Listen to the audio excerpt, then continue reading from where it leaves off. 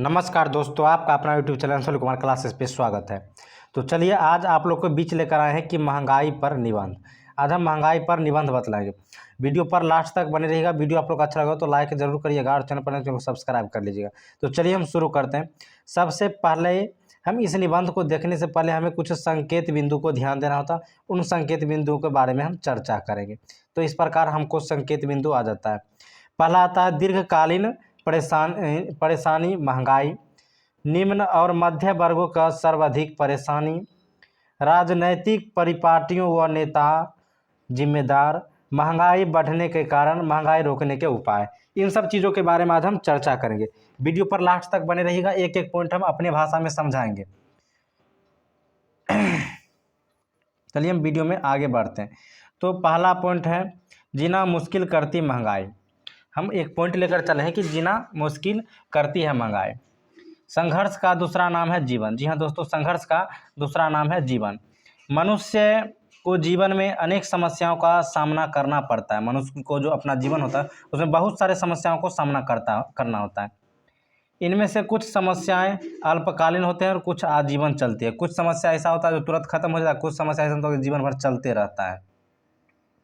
गरीब और मध्यम वर्ग के लिए ऐसी दीर्घकालीन परेशानियां का नाम महंगाई पड़ा है। और गरीब और मध्यम वर्गकालीन परेशानी को वर्ग के जो लोग होते हैं उनका जो परेशानी हुआ उन्हीं का नाम हुआ महंगाई। चलिए अब आगे देखते हैं क्या होता है।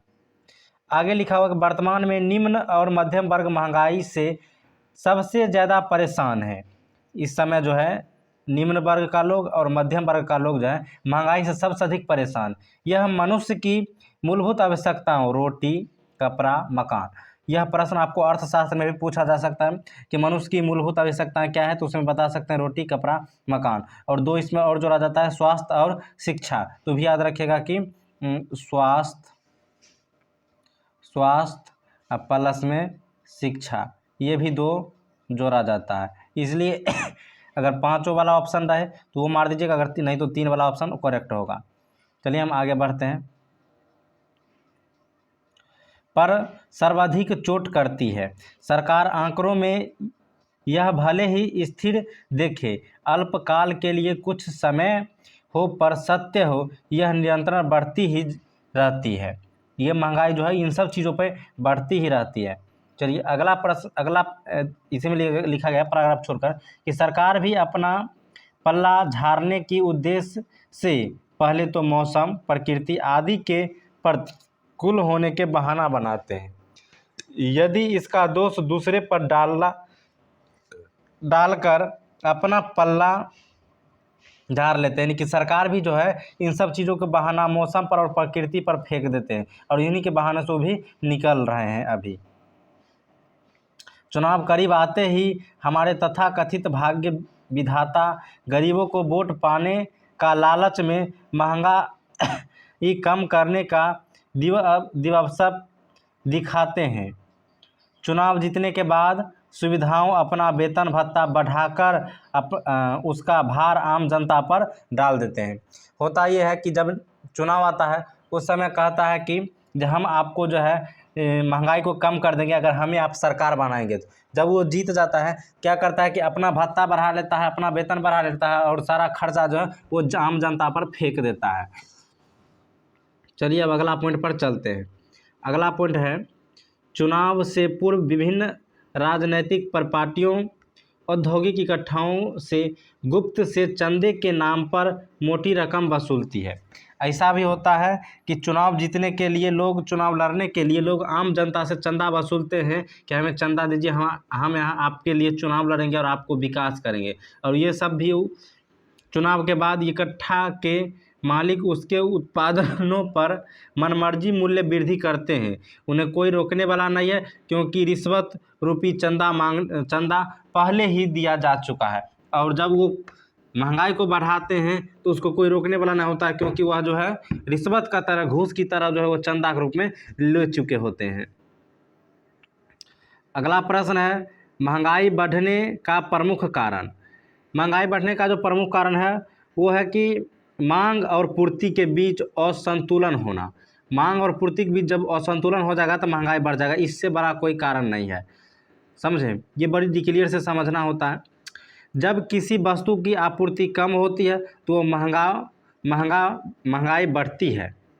जब वस्तु की मूल्य स्वयं में बढ़ जाता है क्योंकि अधिक क्रिया शक्ति रहने वाले लोग उसे ऊंचे दाम पर खरीद लेते हैं। प्राकृतिक प्रकोप जैसे बाढ़, सूखा, अतिवृष्टि, भूकंप आदि महंगाई बढ़ाने में सहायक होते हैं। ये सब जो प्राकृतिक आपदा हैं इन सभी को लेकर महंगाई बढ़ाने का में ज़्यादा लोग बहाना खेलते हैं। चलिए अब अगला देखते हैं क्या लिखा। इससे खेत की उपज घट जाती है और खाद्यान्न व अन्य वस्तुओं बाहर से मंगानी पड़ती है। जमाखोरी, कालाबाजारी आदि मानव निर्मित कारण है। ये सब मानव निर्मित कारण है जो कालाबाजारी के रूप में चलता है। इसके अलावा दोषपूर्ण वितरण प्रणाली है। असफल सरकारी नियंत्रण तथा मनुष्य का स्वार्थपूर्ण प्रकृति भी इसके लिए उत्तरदायी है। यानी कि मानव भी इसमें भाग ले रहे हैं महंगाई बढ़ाने में, और थोड़ा बहुत प्रकृति भी इसमें भाग ले रहे हैं। महंगाई रोकने के लिए क्या उपाय हो देखिए। महंगाई रोकने के लिए सरकार और व्यापारी वर्ग दोनों को आगे आना होगा। सरकार को वितरण प्रणाली सुव्यवस्थित तथा सुचारू बनानी होगी। प्राकृतिक आपदाओं से प्रभावित क्षेत्रों के से दैनिक उपयोग वस्तुएं शीघ्रता उपलब्ध करानी होगी। जमाखोरी और कालाबाजारी करने वाले पर कड़ा जुर्माना लगाते हुए कठोर दंड का प्रावधान होना चाहिए। इसके अलावा सरकार को अपने खर्चों पर कटौती करना चाहिए। ध्यानधार्य वर्ग का अपनी विलासितापूर्ण जीवन शैली में बदलाव लाना चाहिए तथा ऐसे लोगों के बारे में भी सोचना चाहिए जो मूलभूत आवश्यकताओं को पूरा करने के लिए संघर्षतर है। तो वीडियो आप लोग को अच्छा लगा होगा तो लाइक जरूर करिएगा, चैनल पर नए चैनल को सब्सक्राइब कर लीजिएगा। फिर मिलते हैं अगले वीडियो में, तब तक के लिए धन्यवाद।